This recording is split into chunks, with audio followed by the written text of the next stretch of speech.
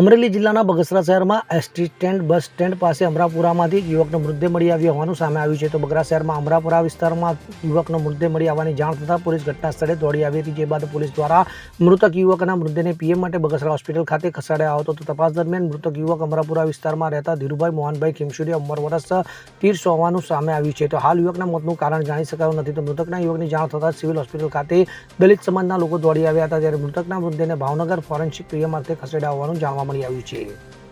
અશોક મણવર સાથે CN24 news Amreli.